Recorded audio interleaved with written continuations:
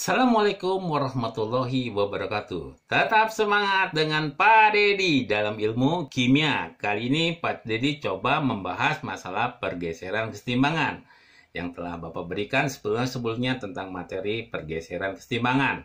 Ya, supaya kalian lebih memahami lagi, ya, kita coba bahas. Ya, kita ketahui bahwa kesetimbangan tidak ajak, ya, tentu saja juga dipengaruhi oleh faktor-faktor, ya, sehingga terjadi suatu pergeseran setimbangan. Sebetulnya ada 5 yang akan mempengaruhi suatu pergeseran setimbangan, yaitu ada masalah konsentrasi, kemudian volume, kemudian tekanan, kemudian juga nanti ya kita tambahkan adalah masalah katalis, ya. Ya, untuk lebih jelasnya Bapak akan langsung diberikan masalah soalnya, ya, biar lebih real, ya. Ya, tidak hanya teoritis saja, kita coba dengan masalah real, ya. Misalnya di sini dikatakan ada suatu kasus, ya, suatu reaksi kesetimbangan 2CO ditambah dengan O2. Ini reaksi kesetimbangan menjadi 2CO2. Delta H-nya adalah min 92,3 kJ per mol, ya. Agar kesetimbangan bergeser ke kanan berarti ke arah 2CO2, apa yang harus kita lakukan? Bapak coba bahas satu persatu. Yang pertama kita coba dengan masalah konsentrasi, ya. Jadi kalau konsentrasi diperbesar, maka kesetimbangan akan bergeser menjauhi zat tersebut, ya. Jadi kalau konsentrasi diperbesar, kesetimbangan akan bergeser menjauhi zat tersebut. Jika konsentrasi diperkecil, kesetimbangan akan bergeser mendekati zat tersebut. Dengan demikian, agar kesetimbangan itu bergeser ke arah CO3, maka apa yang akan kita lakukan? Pertama, bisa kita lakukan konsentrasi CO dan konsentrasi O2 diperbesar, ya. Dan kemudian, ya, yang kedua adalah, ya, ini diperbesar agar menjauhi zat tersebut, maka dia akan melewati, ya, tetapan kesetimbangan ini, ya, ke arah 2CO2, ya. Atau bisa saja kesetimbangan itu, ya, dengan cara kita perkecil konsentrasi CO2 supaya mendekati zat tersebut, ya. Konsentrasi diperkecil, maka kesetimbangan akan bergeser mendekati zat tersebut. Jadi ada dua ya yang akan kita lakukan, yaitu memperbesar CO dan O2, konsentrasi CO dan O2, dan memperkecil CO, ya. Kemudian kita lihat lagi yang lain, ya. Kita lihat lagi yang lain, ya, masalah volume. Ya, di mana di sini dikatakan apabila volume itu diperbesar, maka kesetimbangan akan bergeser ke jumlah koefisien yang besar. Sebaliknya, volume diperkecil, kesetimbangan akan bergeser ke jumlah koefisien kecil. Jadi langkah yang apa kita lakukan? Kita hitung dulu koefisien ruas kiri ada berapa, koefisien di ruas kanan ada berapa.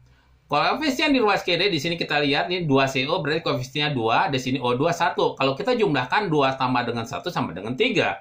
Sedangkan untuk di sebelah kanan ini hanya ada CO2 dengan koefisien 2, berarti 2. Agar kesetimbangan akan bergeser ke arah 2CO2 yang relatif jumlah koefisien yang lebih kecil, maka volumenya diperkecil. Ya, karena di sini katakan bahwa jika volume diperkecil, maka kesetimbangan akan bergeser ke jumlah koefisien yang kecil. Ya, karena CO2 yang ruas kanan jumlahnya lebih kecil, maka volumenya diperkecil. Ya. Kemudian apalagi di sini? Ya, ada lagi masalah tekanan. Ya, kita bicara masalah tekanan. Ya, tekanan ini berbanding terbalik dengan volume. Ya, tekanan ini berbanding terbalik dengan volume, maka dikatakan tekanan sama dengan sepervolume. Ya, kita gambarkan saja misalnya ada balon gitu, ya, balon kemudian kita tekan, ya, berarti tekannya diperbesar, apa yang akan terjadi, gitu kan, ya, volumenya jadi kecil tapi kemudian meledak karena tekanannya menjadi besar, ya, ya. Maka tekanan, ya, tekanan berbanding terbalik dengan volume, jadi P sama dengan over V. Maka tekanan diperbesar agar kesetimbangan bergeser ke ruas kanan, ya, maka apa yang dilakukan? Karena kebalikannya lagi, maka tekanannya diperbesar. Karena kalau tekanan diperbesar, maka kesetimbangan akan bergeser kepada jumlah koefisien yang kecil. Ya, ini sebagai catatannya juga, ya. Ya, jadi kalau tekanan diperbesar, ya, maka dia akan ke jumlah koefisien yang kecil. Kalau tekanan diperkecil, ke jumlah koefisien yang besar. Ya, karena kita ingin ke arah kanan di mana koefisiennya kecil, maka tekanannya harus diperbesar.